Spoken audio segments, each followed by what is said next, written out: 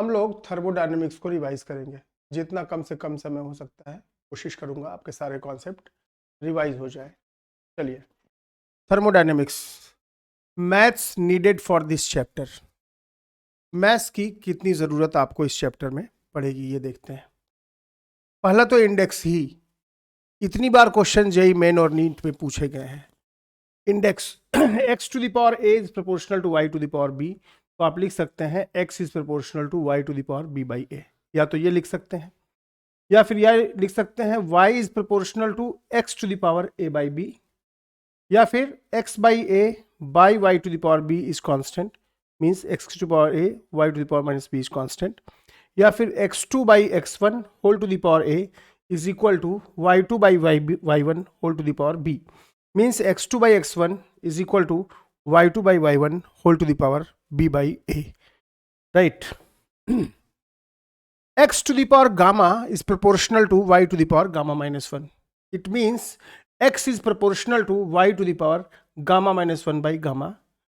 y is proportional to x, तो जब y को खाली करोगे तो ये वहां नीचे चला जाएगा। y is proportional to x to the power gamma by gamma minus 1, ठीक है। या फिर ऐसे लिख सकते हो, y को नीचे ले आओगे तो ऐसा हो जाएगा इज इक्वल टू कॉन्स्टेंट, ये ऊपर जाके माइनस हो जाएगा। तो मेरी आपसे एक रिक्वेस्ट है कि जिन्हें ये चीज़ें नहीं समझ में आए वो इस चैप्टर को अभी मत पढ़े, किसी से इस पूरी चीज़ को नोट करके समझिए, तभी इस चैप्टर में आगे बढ़िए। मैथ्स आएगी तो ही फिजिक्स आएगी, मैथ्स फिजिक्स की भाषा है। चलिए, a to the power gamma is proportional to b to the power gamma minus 1. a2 by a1 whole to the power gamma is proportional to b2 by b1 whole to the power gamma minus 1.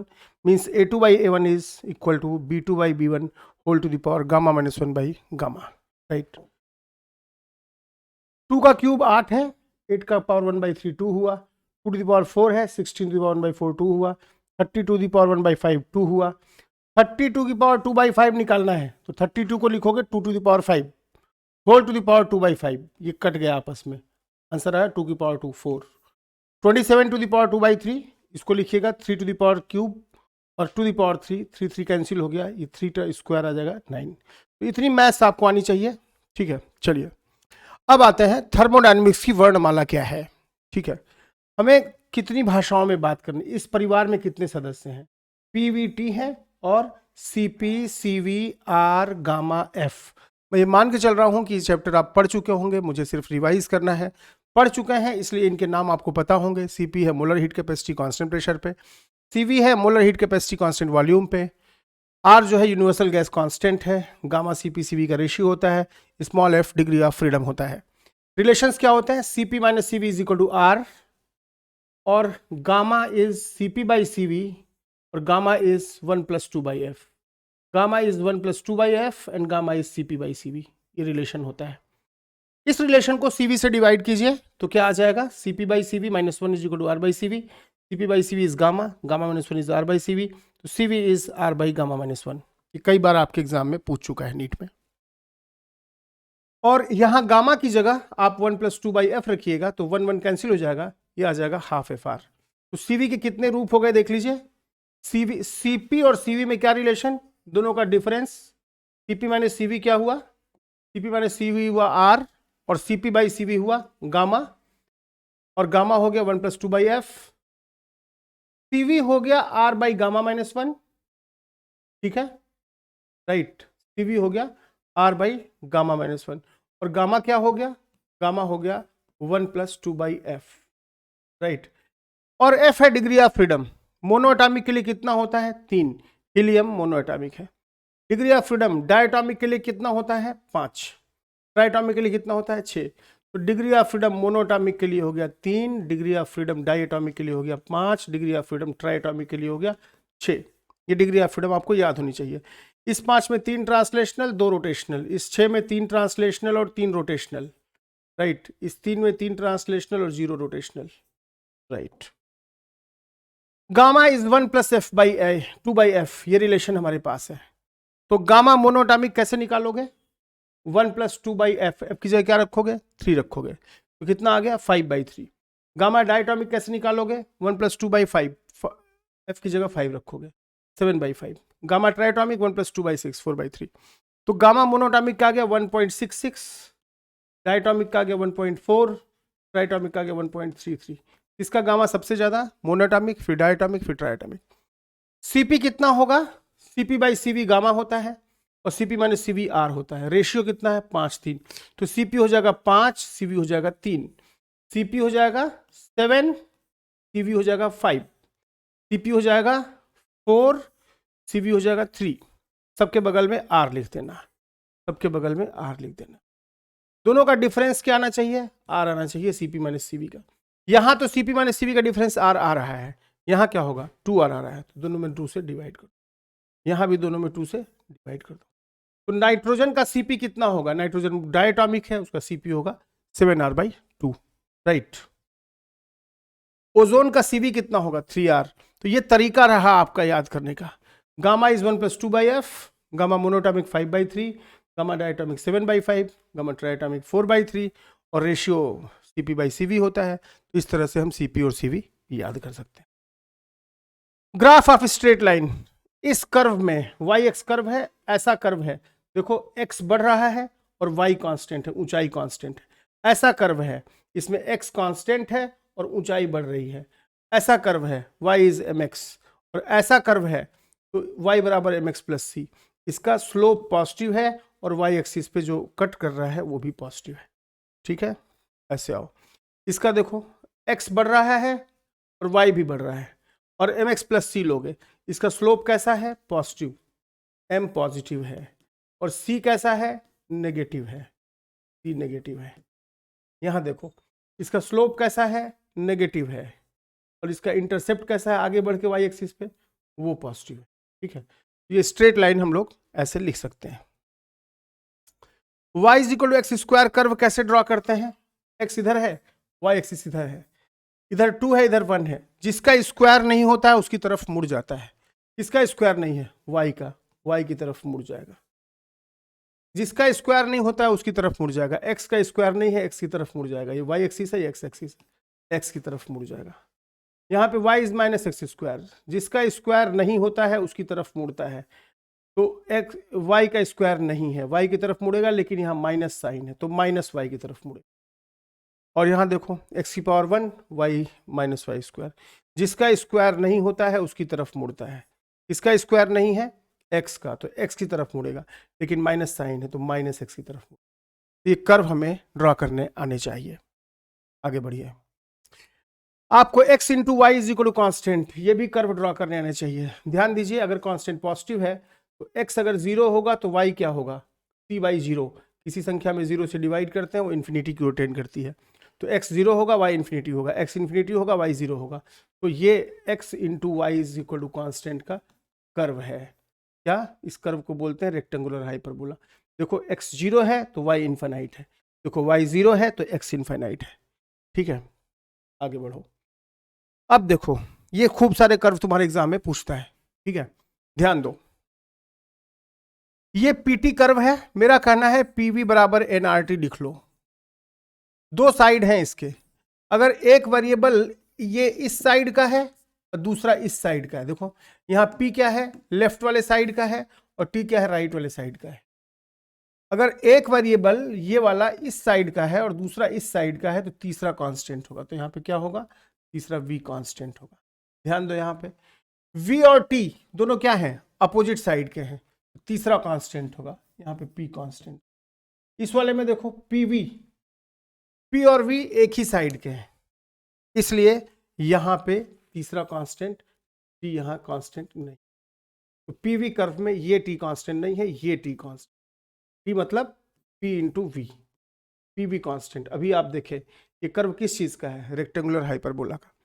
तो PT curve में V constant बनाना हो, straight line passing through origin. VT curve में straight line passing through origin क्या बताएगा? Pressure constant. और PV curve में क्या बताएगा? Temperature constant. रेक्टेंगुलर हाइपरबोला ऐसे बनेगा। PV कर्व में अगर स्ट्रेट लाइन है ओरिजिन से पास करता हुआ तो क्या होगा? वो कांस्टेंट नहीं होगा। चलिए अब हम सोचते हैं कि ये PT कर्व है, PT कर्व है, किस में कांस्टेंट है? PT कर्व है, एक इस साइड का है, एक इस साइड का है, तो क्या हो गया बताइए? इसका मतलब हो गया कि आपका वॉल्यूम कांस्टेंट है, इसमें भी वॉल्यूम कांस्टेंट है, इसमें भी वॉल्यूम कांस्टेंट है, सारी जगहों पे V1 V1 है, सारी जगहों पे V2 V2 है। कौन ज्यादा है पता नहीं, तो स्लोप देखो, पीटी कर्व का स्लोप क्या होता है, स्लोप क्या होगा, ये लेंथ बाय ये लेंथ, इस लेंथ पे क्या ले रहे हो P, और इस लेंथ पे क्या ले रहे हो T, तो P by T. PV equal to NRT हम जानते हैं, तो P बाई टी क्या हुआ, NR by V, NR by V। जिसका स्लोप ज्यादा होगा उसके वॉल्यूम कम होगा, तो इसका स्लोप ज्यादा है इसलिए वॉल्यूम कम होगा, यानी V1 लेस देन V2। ध्यान दो यहाँ पे VT कर्व है, तो VT कर्व है, क्या करोगे, VT कर्व है, एक इस साइड का है एक उस साइड का है, ठीक है, एक इस साइड का है V और T अपोजिट साइड्स के हैं, तीसरा कांस्टेंट हो जाएगा, इसमें P1 कांस्टेंट, इसमें P2 कांस्टेंट, राइट। पूछा है कौन ज्यादा होगा, क्या करेंगे, इसका स्लोप देखो क्या होगा, इसका स्लोप कितना हुआ बच्चे V, ये हुआ T, स्लोप कितना हो गया बोलो V बाई टी। देखो यहाँ पे V बाई टी को क्या लिखोगे, NR by P, NR by P। जिसका स्लोप ज्यादा होगा उसका प्रेशर कम होगा, तो स्लोप ज्यादा है तो प्रेशर कम होगा, 1 लेस देन।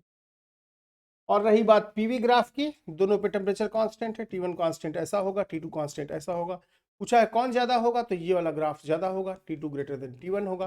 कारण यह है कि कोई भी लाइन ले लीजिए, दोनों के लिए V सेम है, लेकिन P इसके लिए ज्यादा है, PV की वैल्यू यहाँ ज्यादा होगी यहाँ कम होगी, PV की वैल्यू जहाँ ज्यादा होगी वहाँ टेम्परेचर ज्यादा होगा। आगे बढ़िए,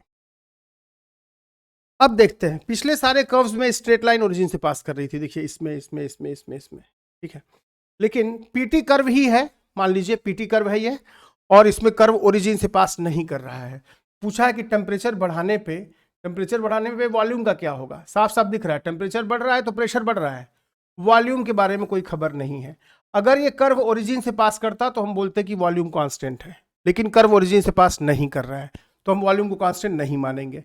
इक्वेशन लिखेंगे y बराबर mx प्लस सी। ध्यान दीजिए इसका स्लोप पॉजिटिव है, पीछे बढ़ाइएगा, c भी पॉजिटिव हो गया, तो y की जगह कौन है p, x की जगह कौन है t, तो p is equal to K T plus C हो गया, और pv is equal to NRT हमें पता है, p की जगह उठा के रख दीजिए कितना, के टी प्लस सी, तो v कितना हो गया, v हो गया NRT बाई पी, और p की जगह क्या हमने रखा, के टी प्लस सी, ऊपर नीचे t से डिवाइड कीजिए तो यहाँ NR बच गया, यहाँ से t उड़ गया, k plus C by T, T बढ़ेगा तो k plus C by T बढ़ेगा तो c बाई टी घटेगा, नीचे की चीज़ क्या होगी, घटेगी, ओवरऑल चीज़ क्या होगी, इंक्रीज करेगी। इस प्रॉब्लम में टेम्परेचर बढ़ने पे वॉल्यूम क्या होगा, इंक्रीज करेगा, राइट। अगर एक कर्व ओरिजिन से पास करता तो वॉल्यूम कांस्टेंट होता। यहाँ आते हैं, वीटी कर्व है, एक उस साइड है एक इस साइड है, अगर ये ओरिजिन से पास करता तो प्रेशर कांस्टेंट था, लेकिन पीछे बढ़ाई है, ओरिजिन से पास नहीं कर रहा है, स्लोप पॉजिटिव है, इंटरसेप्ट नेगेटिव है, तो y is mx minus C लिखिएगा। y की जगह कौन है v, तो v is equal to x की जगह कौन है t, v is K T minus C, हमें पता है pv is equal to NRT, तो p is equal to NRT by क्या चीज़ v, और v की जगह क्या लिख दिया के टी माइनस सी। अब इसको क्या लिखे, t से ऊपर नीचे डिवाइड किए तो ऊपर NR बच गया, नीचे के माइनस सी बाई टी बच गया, t बढ़ेगा तो c बाई टी क्या होगा, घटेगा, जब ये डिक्रीज करेगा तो ओवरऑल चीज क्या होगी, इंक्रीज करेगी, क्योंकि कांस्टेंट में से कोई चीज घट रही है वो होगा तो ओवरऑल चीज क्या होगी, बढ़ेगी, ओवरऑल चीज बढ़ेगी तो पी क्या होगा, घटेगा, क्योंकि नीचे की चीज बढ़ेगी तो ये क्या होगा, घटेगा। इसका मतलब टेम्परेचर बढ़ने पे प्रेशर क्या होगा, घटेगा। इस प्रॉब्लम में टेम्परेचर बढ़ने पे प्रेशर घटेगा, ठीक है।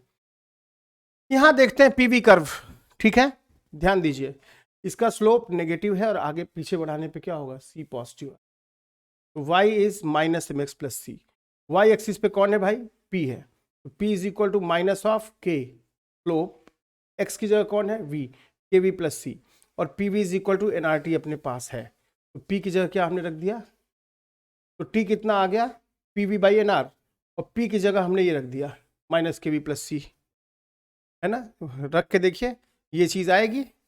अब देख रहे हैं t का पावर 1 है और v का पावर -2 है, माइनस ऑफ v स्क्वायर है, तो t का पावर 1 v का स्क्वायर, यानी ये पैराबोला हो गया, ठीक है, पैराबोला हो गया, तो ये किसकी तरफ मुड़ेगा, जिसका स्क्वायर नहीं होता है, टेम्परेचर की तरफ मुड़ेगा, लेकिन माइनस v स्क्वायर है तो नेगेटिव t की तरफ मुड़ेगा, ऐसा, यानी इस पीवी कर्व के लिए टीवी कर्व ऐसा होगा, कहीं पे टी मैक्स होगा बीच में, है ना। टेम्परेचर पहले बढ़ेगा, मैक्सिमा पे पहुंचेगा, फिर घटेगा। तीनों अपने से करिए, अच्छा लगेगा। हमें आदत हो गई है ओरिजिन से पास होते कर्व को देखने की, लेकिन अगर ओरिजिन से कर्व ना पास करे तो अच्छा खासा स्ट्रेट लाइन का ये इक्वेशन यूज होता है, और उस इक्वेशन के साथ साथ हमें P V is equal to N R T use होता है। हर बार इक्वेशन यूज कीजिए और P V by N R T use कीजिए, जो पूछा है उसको निकालिए, जो नहीं पूछा है उसको एलिमिनेट कीजिए, यही तरीका होगा अपना। अब आइए मैं आता हूं, आप पढ़ चुके होंगे कन्वर्जन ऑफ ग्राफ पे। ये पीटी कर्व दिया हुआ है, इस पीटी कर्व से हमको वीटी कर्व और पीवी कर्व पाना है। चलिए देखते हैं। यहां पे ए से शुरुआत करो, कहीं तो ए बना ही लो, ठीक है। ए टू बी प्रोसेस कैसा है देखो, प्रेशर कांस्टेंट है, तो वीटी पे प्रेशर कांस्टेंट कैसा होता है, ऐसा होता है, ओरिजिन से पास करता है, ठीक है। और प्रेशर कांस्टेंट और टेम्परेचर बढ़ रहा है, यानी यहां से ये ऐसे जाएगा। चलो ए से तुम बी पे आ गए, फिर क्या होगा, बी टू सी क्या हो रहा है, टेम्परेचर कांस्टेंट है, तो B to C temperature constant है, टेम्परेचर कांस्टेंट कर्व ऐसा होगा, ठीक है। अब देखो किधर जा रहा है, पीवी बराबर एनआरटी है। ध्यान दो, इस प्रोसेस के लिए टेम्परेचर कांस्टेंट है और प्रेशर बढ़ रहा है। देखो ध्यान से, पीवी इक्वल टू एनआरटी के हिसाब से क्या होगा, टेम्परेचर कांस्टेंट है और प्रेशर बढ़ रहा है, तो वॉल्यूम क्या होगा, NRT by P. P constant है और पी बढ़ रहा है, तो वी क्या होगा, कम होगा, तो यहाँ वी कम होगा, मतलब कर्व नीचे आएगा, पी टू सी आएगा। और सी टू ए कैसा प्रोसेस है, पीटी कर्व में ये वॉल्यूम कांस्टेंट है, सी टू ए में देखो ये वॉल्यूम कांस्टेंट, ठीक है। देखो ध्यान से, अगर पीटी कर्व ऐसा है तो पीटी कर्व ऐसा होगा। देखो ये क्लॉकवाइज है, एंटी क्लॉकवाइज है, क्लॉकवाइज है, कुछ भी हो सकता है। पीवी कर्व कैसा होगा, देखो ए टू बी क्या है, प्रेशर कांस्टेंट है, ए टू बी में प्रेशर कांस्टेंट, पता नहीं किधर जाएगा, ए टू बी में प्रेशर कांस्टेंट है, ध्यान दो यहाँ प्रेशर कांस्टेंट है, टेम्परेचर बढ़ रहा है। अगर प्रेशर कांस्टेंट है और टेम्परेचर बढ़ रहा है, ये कांस्टेंट और ये बढ़ रहा है, तो वी भी क्या होगा, बढ़ेगा, यानी ये ग्राफ किधर जाएगा, इधर जाएगा, ए से बी की तरफ जाएगा। और बी टू सी कैसा प्रोसेस है, B to C temperature constant है और प्रेशर बढ़ रहा है, तो B to C temperature constant और प्रेशर बढ़ रहा है। पीवी ग्राफ पे टेम्परेचर कांस्टेंट कैसा आता है, पीवी ग्राफ पे टेम्परेचर कांस्टेंट कैसा आता है, लाइक दिस। तो ए से बी आप आ गए, टेम्परेचर कांस्टेंट ऐसा आता है पीवी ग्राफ पे, और इधर जाने पे प्रेशर बढ़ रहा है, इधर जाने पे प्रेशर घट रहा है, तो ये प्रेशर यहाँ से बढ़ेगा, बढ़ के यहाँ आएगा और सी तक आएगा। और सी टू बी कैसा, सी टू ए कैसा प्रोसेस है, वॉल्यूम कांस्टेंट है, देख लो सी टू ए वॉल्यूम कांस्टेंट, ये ग्राफ होगा। ये स्ट्रेट लाइन नहीं है, ये कर्व है आपका, ठीक है, ये ग्राफ होगा। तो इस पीटी कर्व को आप वीटी कर्व और पीवी कर्व में कन्वर्ट कर सकते हैं। चलिए आगे बढ़ते हैं। अब ये पीटी कर्व है और हमें ये वीटी कर्व ड्रॉ करना है और पीवी कर्व ड्रॉ करना है। चलिए साफ साफ दिख रहा है, पीटी है ना, ए टू बी में टी कांस्टेंट है, तो ए टू बी में टी कांस्टेंट है, ए टू बी में टी कांस्टेंट है, लेकिन प्रेशर बढ़ रहा है। और आपको P V is equal to N R T से ही गाइड मिलेगा कि अगर जो है टी कांस्टेंट हो, पी बढ़ेगा तो वी घटेगा। देखो यहाँ पे क्या होगा, ग्राफ ऐसा बनेगा, A to B, A to B, देखो यहाँ पे टी कांस्टेंट था, टी एक्स एक्सिस पे है, टी कांस्टेंट है, पी बढ़ रहा है, ठीक है, पी बढ़ रहा है तो वी घटेगा, देखो वी घटेगा, ए टू बी। बी टू सी कैसा प्रोसेस है, कांस्टेंट प्रेशर प्रोसेस है। आपको पता है कि वीटी पे कांस्टेंट प्रेशर कैसा बनता है, क्या बनता है, ठीक है। चलिए बी टू सी में क्या है, प्रेशर कांस्टेंट है और टेम्परेचर बढ़ रहा है, देखिए प्रेशर कांस्टेंट है, टेम्परेचर। बी टू सी में आ गए हम लोग। और सी टू डी कैसा प्रोसेस है, फिर टेम्परेचर कांस्टेंट है, तो सी टू डी फिर टेम्परेचर कांस्टेंट होगा, देख लीजिए। और सी टू डी में टेम्परेचर कांस्टेंट है, प्रेशर घट रहा है, तो पीवी बराबर एनआरटी के हिसाब से सोचो, टी कांस्टेंट है और प्रेशर घट रहा है, तो वॉल्यूम क्या होगा, बढ़ेगा, ये ग्राफ ऊपर जाएगा। और D2 एक ऐसा प्रोसेस है, कांस्टेंट प्रेशर प्रोसेस है, तो D2 एक ऐसा होगा। VT में कांस्टेंट प्रेशर कैसा होता है, ऐसा होता है, straight line pass through origin. तो ये आपका ऐसा हो जाएगा, ये ग्राफ आपका B2 A to B ऐसा आया, D2 ए कांस्टेंट। तो ये PT कर्व है ABCD का, ठीक है, और ये VT कर्व है ABCD का। यहां आइए PV कैसा होगा, चलिए देखते हैं। A to B क्या है, टेम्परेचर कांस्टेंट है और प्रेशर बढ़ रहा है, पक्का। PV पे टेम्परेचर कांस्टेंट कैसा बनता है, ऐसा बनता है, देखो A to B, राइट, देख लीजिए, टेम्परेचर कांस्टेंट है और प्रेशर बढ़ रहा है। और B to C क्या है, प्रेशर कांस्टेंट है और टेम्परेचर बढ़ रहा है, ठीक है, प्रेशर कांस्टेंट और टेम्परेचर बढ़ रहा है। प्रेशर कांस्टेंट है, टेम्परेचर बढ़ रहा है, प्रेशर कांस्टेंट है, टेम्परेचर बढ़ रहा है, तो वॉल्यूम भी बढ़ेगा, यानी ऐसा होगा, देख लीजिए। B to C में प्रेशर कांस्टेंट है, टेम्परेचर बढ़ रहा है, तो V भी बढ़ेगा। और C to D कैसा प्रोसेस है, टेम्परेचर कांस्टेंट, प्रेशर घट रहा है, तो टेम्परेचर कांस्टेंट कैसा होता है P to V में, ऐसा होता है, तो ये टेम्परेचर कांस्टेंट है, ठीक है। और फिर D पे आ गए, फिर D2A कैसा है, प्रेशर घट रहा है, D2A प्रेशर, ये ग्राफ होगा। ये दोनों कर्व है आइसोथर्मल, और ये क्या है, आइसोबारिक, देख लीजिए। यहाँ पे ये आइसोथर्मल था, आइसोथर्मल था, ये आइसोबारिक था, ये आइसोबारिक एक्सपेंशन था, ये आइसोबारिक कंप्रेशन था। तो इस तरह ग्राफ देगा और दो ग्राफ हम निकाल सकते हैं, आप ये पढ़ चुके होंगे। आगे बढ़िए। जब हम सॉलिड मैकेनिक्स पढ़ते थे तो फोर्स और डिस्प्लेसमेंट की बात करते थे, लेकिन जब हम फ्लूइड मैकेनिक्स पढ़ते हैं तो हम फोर्स की जगह प्रेशर शब्द का यूज करते हैं और डिस्प्लेसमेंट की जगह वॉल्यूम शब्द का यूज करते हैं, P और V का यूज करते हैं। तो सॉलिड में हम पढ़ते थे W is F dot ds, लेकिन हम लिक्विड में पढ़ेंगे PdV, है ना, फ्लूइड में पढ़ेंगे PdV। अगर डेल्टा V क्या होता है, हमेशा किसी चेंज को कैसे निकालते हैं, फाइनल माइनस इनिशियल से निकालते हैं।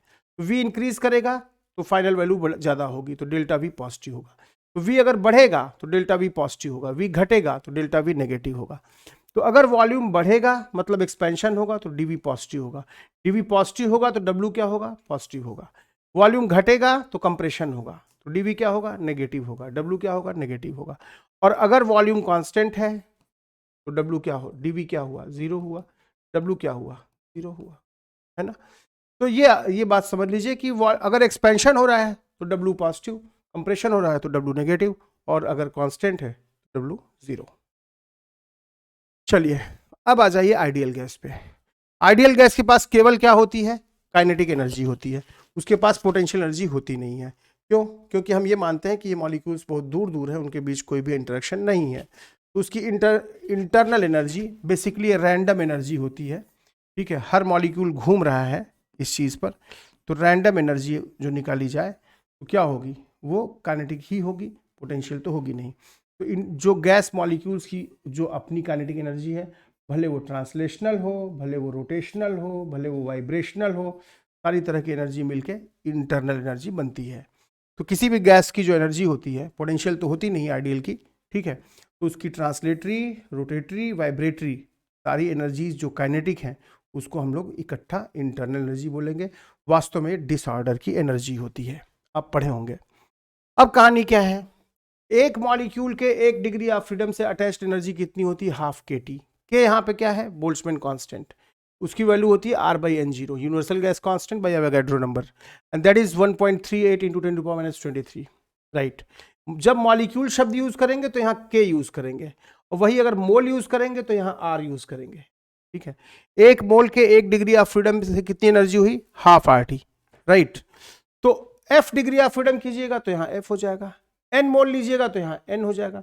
इसको जरा ठीक ढंग से लिखिए, क्या है, हाफ FR × NT। आपको याद होगा पहले पेज पे मैंने लिखाया था हाफ FR की वैल्यू CV होती। तो इंटरनल एनर्जी का एक बहुत ही महत्वपूर्ण फार्मूला आ गया, U = NCVT, NCVT, U = NCVT। इसको ध्यान से वीडियो रोक करके आप देख सकते हैं, ठीक है। एक मॉलिक्यूल के 1 डिग्री ऑफ फ्रीडम से कितनी एनर्जी, हाफ kT। एक मोल के 1 डिग्री ऑफ फ्रीडम से कितनी एनर्जी, हाफ RT। N मोल में half RT × NF, half FR को आप CV बोल देते हैं, तो इंटरनल एनर्जी का फार्मूला आ गया कितना, NCVT। अब हर चीज पे सवाल आए हैं आपके, U कितना हुआ, NCVT, और पहले पेज पे मैंने बताया था कि CV कितना होता है, R/γ-1। ये भी आपके एग्जाम में आया है, ये भी आया है और ये भी आया है, तीनों आपके एग्जाम में आ चुके हैं।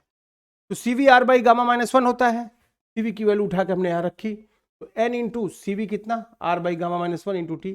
NRT को मैं क्या लिख सकता हूँ, PV लिख सकता हूँ, तो PV by gamma minus 1।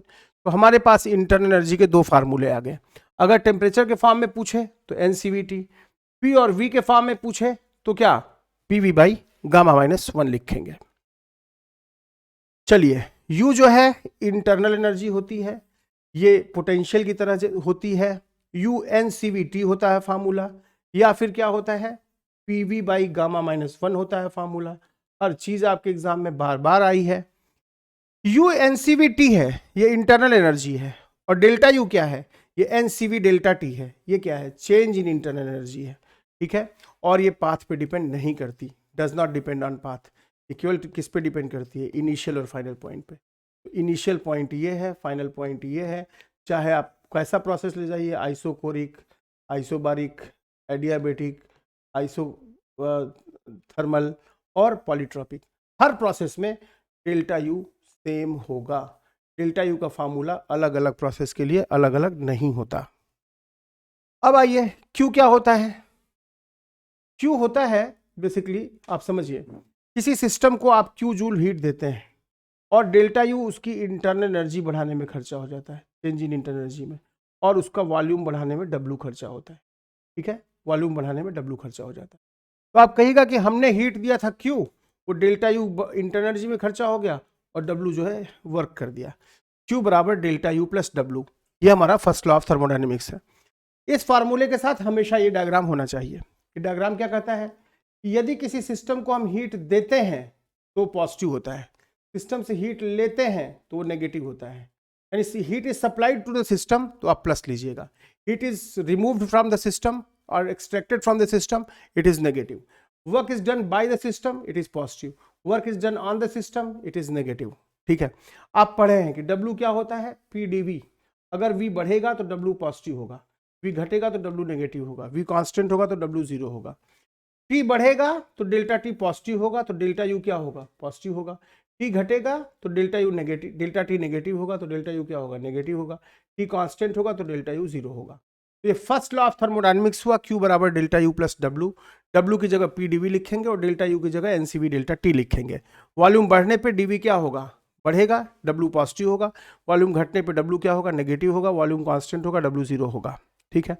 T बढ़ेगा तो डेल्टा T पॉजिटिव होगा, क्योंकि x बढ़ता है तो dx पॉजिटिव होता है। T बढ़ेगा तो डेल्टा U पॉजिटिव होगा, T घटेगा तो डेल्टा U नेगेटिव होगा, चेंज नेगेटिव हुआ और डेल्टा U नेगेटिव हुआ और T कांस्टेंट है तो डेल्टा U जीरो है। अब आइए अपने क्वेश्चन पे। एक गैस को हम तीन प्रोसेस से ले जा रहे हैं, ठीक है, स्टेट A से state B, right. Process 1, process 2, process 3।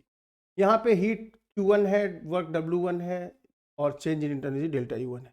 वही यहाँ पे, वही यहाँ पे, तीनों में क्या सेम होगा, तीनों में change in internal energy same होगा, इसके बीच। और Q बराबर डेल्टा U प्लस W होता है, तो डेल्टा U कितना हो गया, डेल्टा U हो गया, डेल्टा U हो गया Q माइनस W। तो तीनों प्रोसेस के लिए क्या सेम है, डेल्टा U सेम है, यानी Q माइनस W भी सेम है। Q और W अलग अलग हो सकते हैं, लेकिन Q माइनस W तीनों के लिए क्या है, ये सेम है। ये बात याद रहे। आगे बढ़िए, यहां देखिए, अब जो है आपको ये पता है कि ये फार्मूला जब हम लगाते हैं Q बराबर डेल्टा U प्लस W, तो हमेशा हम ये डायग्राम अपने साथ लेके चलते हैं कि heat is given to the system तो Q positive, heat is taken from the system Q negative, work is done by the system positive, work is done on the system negative, ठीक है। अब देखिए, स्टेट A से state B हम ले आ रहे हैं, ठीक ना। प्रोसेस 1 है, प्रोसेस 2 है। क्या कह रहा है, प्रोसेस 1 में एब्जॉर्ब किया 50 जूल हीट, एब्जॉर्ब किया मतलब Q क्या हो गया, पॉजिटिव हो गया, तो Q कितना हो गया, plus 50। Work done on the gas, gas पर वर्क हुआ मतलब क्या हुआ, नेगेटिव हुआ, तो W क्या लिखिएगा, माइनस 20। चलिए, यहां पे Q कितना हुआ, 30 joule heat is removed, 30 joule heat क्या किए, रिमूव कर दिए, तो Q क्या आ गया, माइनस 30। और W आपसे पूछा है, आपको पता है दोनों प्रोसेस में क्या सेम होगा, Q माइनस W जो इसके लिए होगा वही Q माइनस W इसके लिए होगा। इसके लिए Q कितना है, 50, W कितना है, माइनस 20। तो Q माइनस डब्ल्यू कितना हुआ 70, यही तो डेल्टा यू होता है। तो डेल्टा यू इसके लिए 70 हो गया। इसके लिए देखते हैं Q minus W, delta U बराबर, डेल्टा यू तो 70 आ चुका है और Q कितना है -3 और माइनस डब्ल्यू, तो डब्ल्यू इधर लाइए तो डब्ल्यू इज इक्वल टू -100 हो गया। इसका मतलब क्या हो गया, इस सिस्टम पे माइनस आ रहा है, यानी सिस्टम पर वर्क किया गया है कितना 100 जूल वर्क सिस्टम पर किया गया है। ये सिंपल सी चीज है। आगे बढ़िए, हम हीट में पढ़े हैं Q is equal to M S delta theta, जब क्लास 9th में थे। एस क्या हुआ करता था, स्पेसिफिक हीट कैपेसिटी। अब हम गैसेस के लिए पढ़ेंगे तो मास की जगह मोल यूज करेंगे, एस की जगह सी यूज करेंगे, डेल्टा थीटा की जगह dt यूज करेंगे। एस को हम लोग स्पेसिफिक हीट कैपेसिटी बोलते हैं और उसमें चैप्टर में गैसेस में बोलेंगे मोलर हीट कैपेसिटी। लेकिन क्या बोलेंगे, किसी गैस की किसी प्रोसेस के लिए पूरा नाम इसका जरा बड़ा है, C is molar heat capacity of a gas x for process y, ठीक है, और मास की जगह मोल यूज करेंगे। अच्छा चलिए, ये पीवी ग्राफ है, मुझे इतनी सारी चीजें पता करनी है कि क्या होगा। ध्यान दीजिए, इस ग्राफ में क्या है, क्या कांस्टेंट है, इसकी हाइट कांस्टेंट है, मतलब क्या है, पी कांस्टेंट है। देखो हाइट कांस्टेंट है मतलब पी न बढ़ रहा है ना घट रहा है, पी कांस्टेंट। और वॉल्यूम क्या हो रहा है, बढ़ रहा है। तो पीवी बराबर एनआरटी के हिसाब से सोचो तुम क्या हो रहा होगा, पी कांस्टेंट है और वॉल्यूम बढ़ रहा है, टी भी बढ़ेगा, टी बढ़ेगा। अच्छा वॉल्यूम बढ़ रहा है तो डेंसिटी कम हो रही होगी, क्योंकि डेंसिटी बराबर मास बाई वॉल्यूम होता है। अच्छा डब्ल्यू क्या होगा, वॉल्यूम बढ़ रहा है तो डीवी क्या होगा, एक्सपेंशन में वर्क डन क्या होता है पॉजिटिव, और टेम्परेचर बढ़ा है तो उसकी इंटरनल एनर्जी बढ़ी है, तो चेंज इन इंटरनल एनर्जी क्या हुआ पॉजिटिव। क्यू बराबर क्या होता है, डेल्टा यू प्लस डब्ल्यू होता है। डेल्टा यू भी पॉजिटिव है, डब्ल्यू भी पॉजिटिव है, दोनों पॉजिटिव है, तो नेट क्या हो गया positive.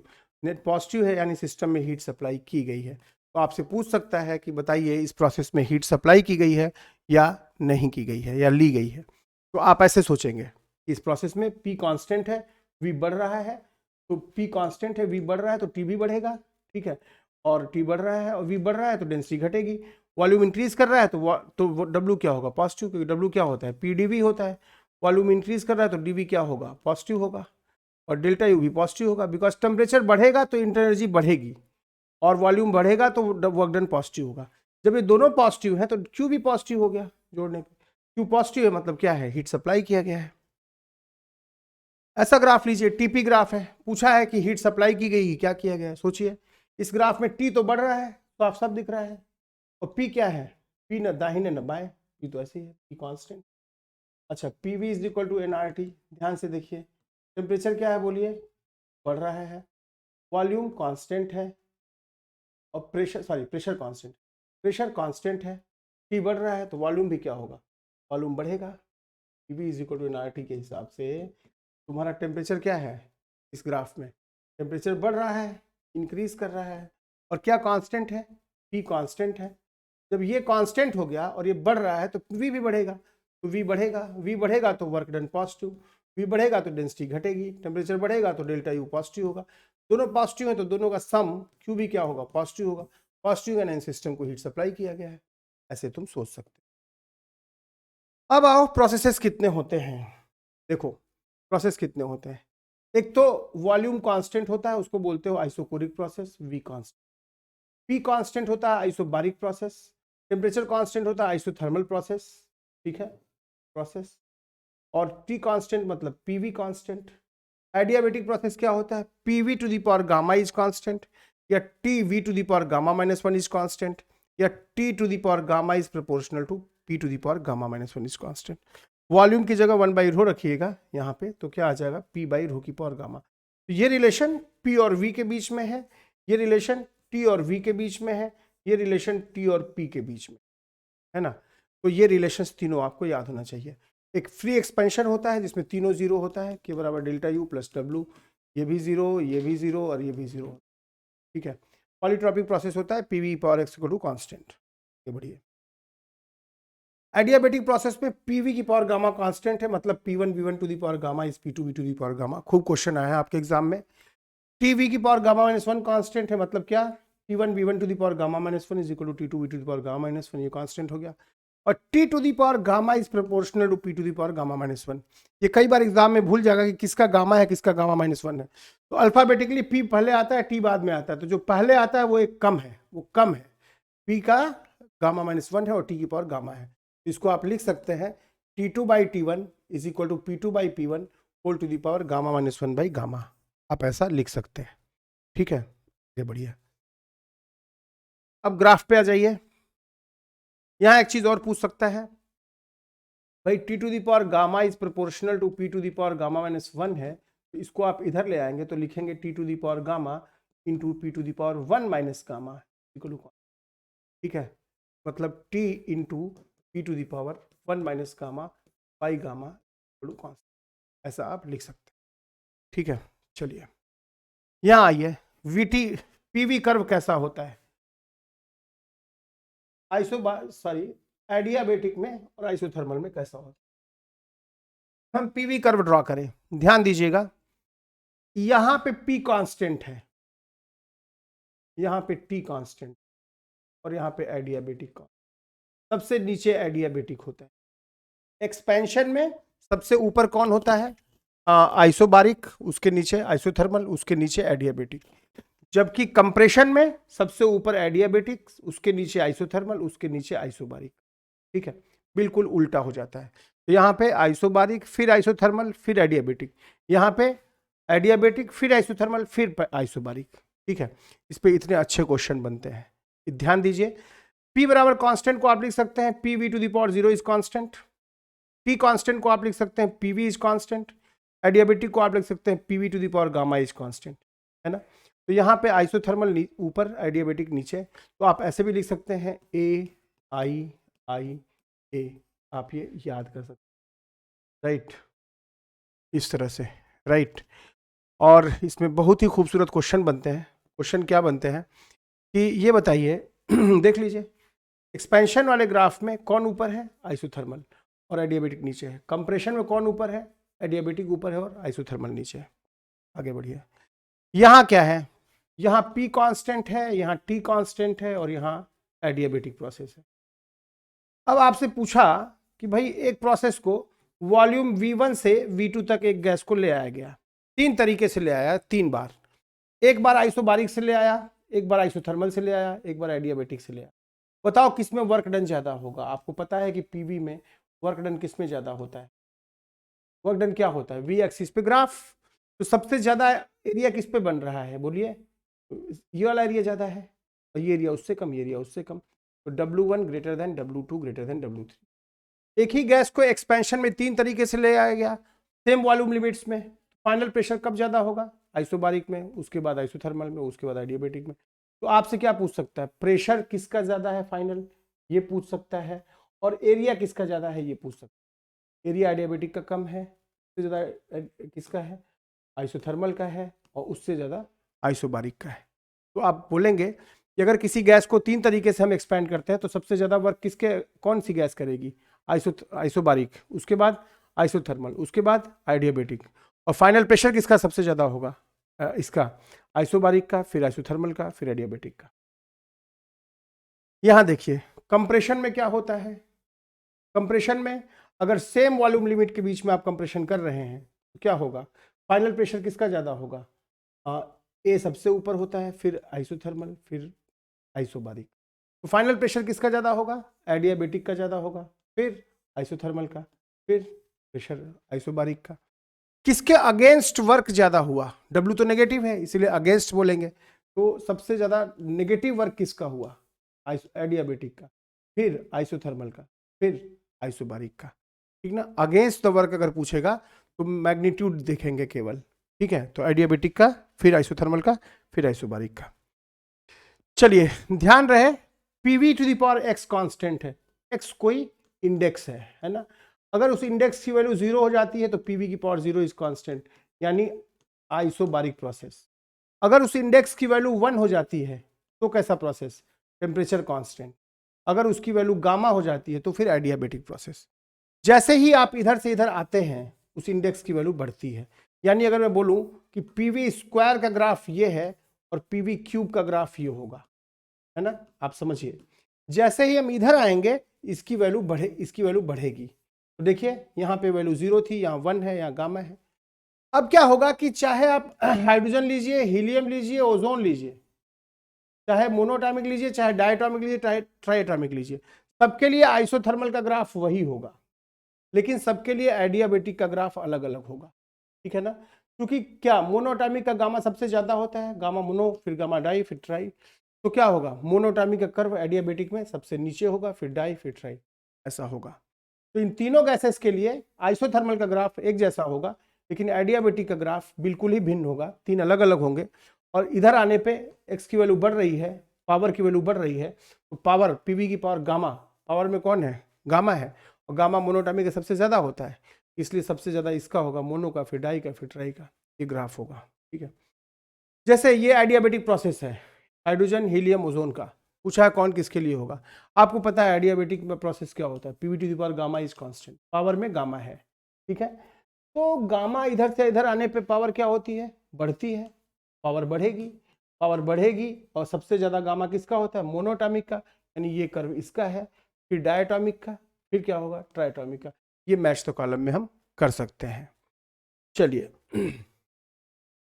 PV is equal to constant पढ़े होंगे, slope of PV curve is minus DP by DV, slope of PV curve for adiabatic, for isothermal कितना होगा, माइनस डीपी बाई डीवी, और फॉर एडियाबेटिक ये होता है minus gamma DP by DV. Slope of adiabatic is gamma time slope of isothermal. किसका curve steeper होता है, adiabatic का कर्व स्टीपर होता है, आइसोथर्मल का स्टीपर नहीं होता, ठीक है। तो एडियाबेटिक कर्व का स्लोप आइसोथर्मल के स्लोप से गामा गुना ज्यादा होता है। आगे बढ़िए, बल्क मॉडल्स की डेफिनेशन आप पढ़े होंगे, DP by minus of DV by V, ये बल्क मॉडल्स की डेफिनेशन है, ठीक है। तो आप प्रूफ जब करेंगे इसको डिफरेंशिएट करके, तो आइसोथर्मल बल्क मॉडल्स आता है प्रेशर के बराबर। आईटीजे में 2 बार पूछ चुका है कि किसी गैस का आइसोथर्मल बल्क मॉडल्स क्या होगा, आंसर होगा उसका प्रेशर। किसी गैस का एडियाबेटिक बल्क मॉडल्स क्या होगा, गामा प्रेशर। तो ये बिल्कुल याद रखने की चीज है, आइसोथर्मल बल्क मॉडल्स पी और adiabatic bulk models gamma P. एक शब्द आता है compressibility, that is beta, that is 1 by bulk models, that is 1 by B. तो आइसोथर्मल कंप्रेसिबिलिटी क्या होगा, 1 by bulk models. 1 by bulk models क्या होता है आइसोथर्मल, ये तो पी के बराबर होता है, तो 1 बाई पी। और ये क्या होगा, कंप्रेसिबिलिटी जो है वो बल्क मॉडल्स का उल्टा होती है, तो 1 बाई बल्क एडियाबेटिक, तो एडियाबेटिक कितना होता है, गामा पी, ठीक है। तो एडियाबेटिक कंप्रेसिबिलिटी हो गई 1 बाई गामा पी, और आइसोथर्मल कंप्रेसिबिलिटी हो गई 1 बाई पी। अब आइए ये कर्व जान लीजिए, वाई एक्स कर्व में ये वाई, जब वाई की पावर 1 प्रोपोर्शनल टू एक्स की पावर 1 हो तो ग्राफ ऐसा होता है।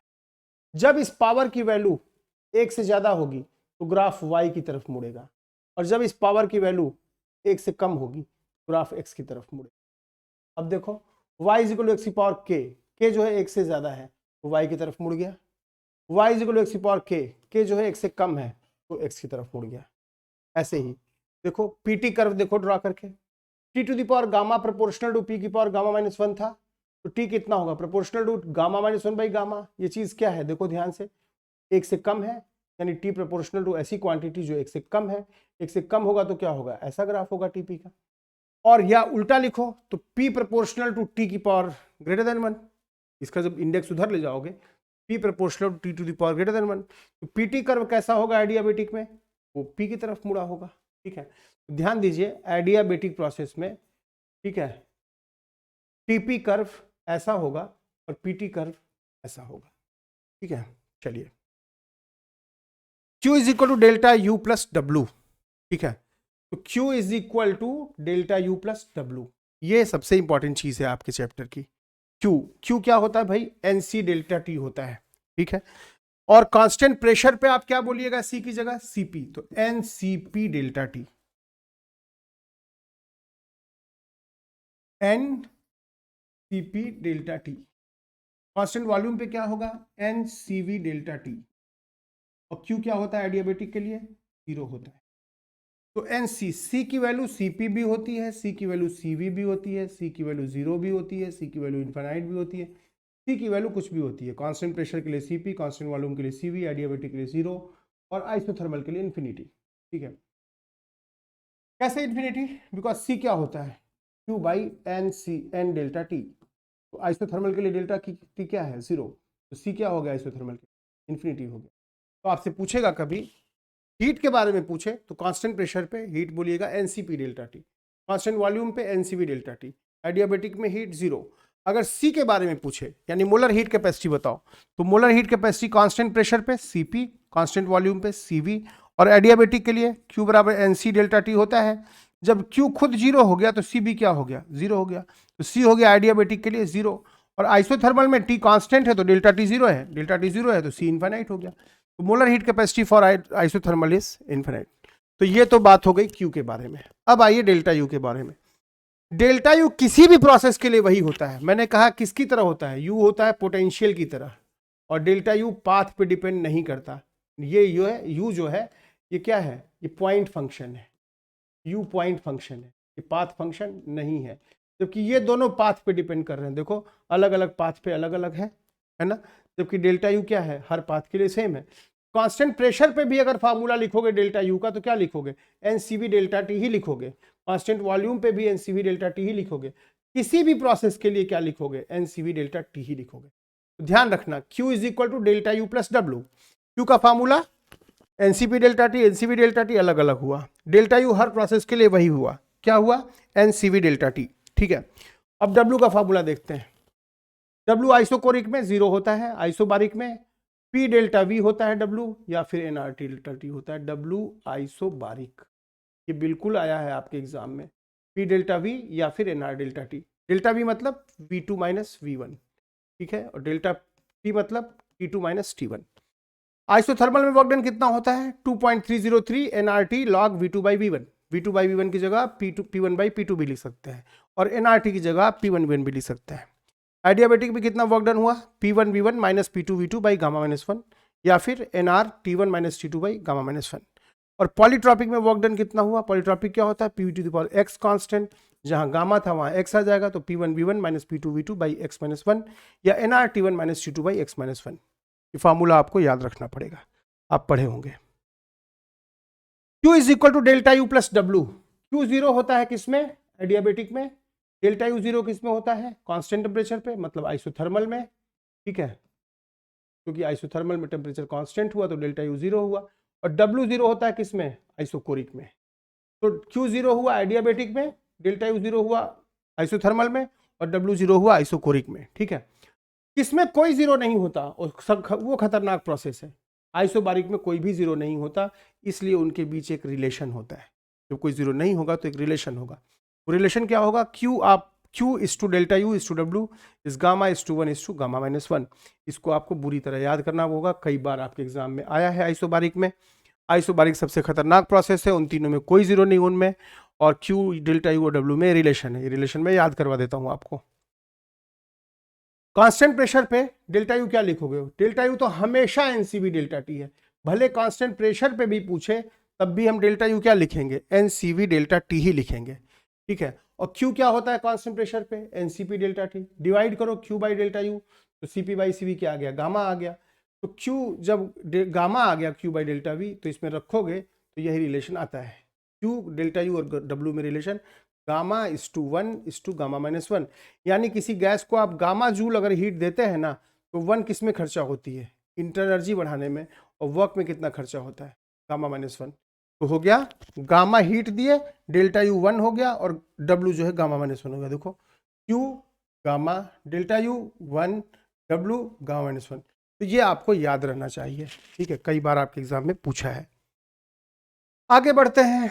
PV इक्वल टू NRT कई रूप हैं। PV is equal to NRT जहां n नंबर ऑफ मोल्स है, या PM is equal to rho RT जहां रो डेंसिटी है, या P is equal to NKT जहां n जो है number of molecules per unit volume है, के यहाँ पे बोल्ट्जमैन कांस्टेंट है, that is R by N0।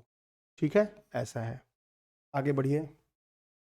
PV is equal to NRT कब हम क्या यूज करते हैं, प्रेशर को जब तुम न्यूटन पर मीटर स्क्वायर में यूज करोगे तो वॉल्यूम को मीटर क्यूब में यूज करना, और R की वैल्यू 8.31 लेना, जो कि अप्रॉक्स 25/3 है।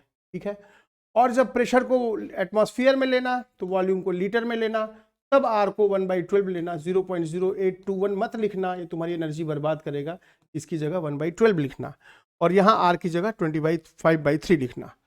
यानी जब हम ये यूनिट यूज करते हैं न्यूटन पर मीटर स्क्वायर और मीटर क्यूब, तो आर की वैल्यू ये लिखते हैं, और जब एटमॉस्फेयर लीटर यूज करते हैं तो आर की वैल्यू 1/12 लिखते हैं। ठीक है, चलिए न्यूटन पर मीटर स्क्वायर को ही हम पास्कल बोलते हैं। कुछ लोग सोचते हैं कि एक पास्कल में 10⁵ न्यूटन पर मीटर स्क्वायर होता है, ऐसा नहीं होता है।